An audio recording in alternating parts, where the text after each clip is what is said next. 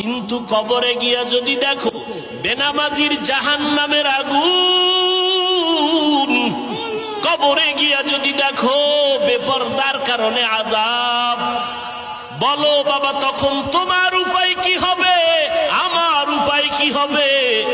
যেখানে কোনো আপন কেউ নাই, ডানে মাটি বামে মাটি, বাতি নাই আলো নাই। আজকে তুমি বাসায় গিয়া ঘুমাইতে চাও, মশারি টানাও কেন? মশায় কামড় দিলে ঘুমাইতে পারবা না। মশায় যদি কানের সামনে গান গায় ঘুম আসবে না।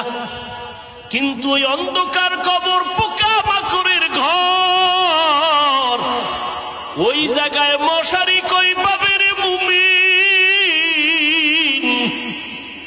ওই কবরে আজকে বিছানায় ঘুমাইতে গেলে গরম লাগে, ফ্যান চালাও।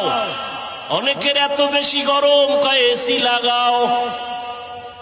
গুনাহগার হইয়া যদি কবরে যাও, ওই কবরে আল্লাহর নবী বলেন যারা 3 প্রশ্নের জবাব দিতে পারবে না, আল্লাহর অর্ডার হবে, ও ফেরেশতা এই বান্দাকে আর কোন সুযোগ দিও না, আমি দুনিয়াতে কম সুযোগ দেই নাই।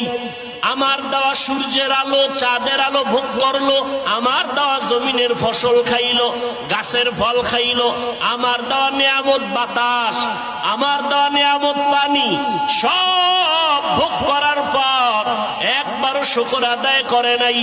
আলেম ওলামারা পায়ে ধরে ধরে নামাজের দাওয়াত দিত, একবেলার নামাজও পড়ে নাই। এখন আর সুযোগ দেওয়া হবে না। এই নাফরমান নিজেও নামাজ পড়ে নাই, অন্যেরা নামাজ পড়বে তাও পছন্দ করে নাই, নিজেও টুপি পরে নাই, অন্যেরা টুপি পরতো তাও পছন্দ করে নাই, নিজেও হালাল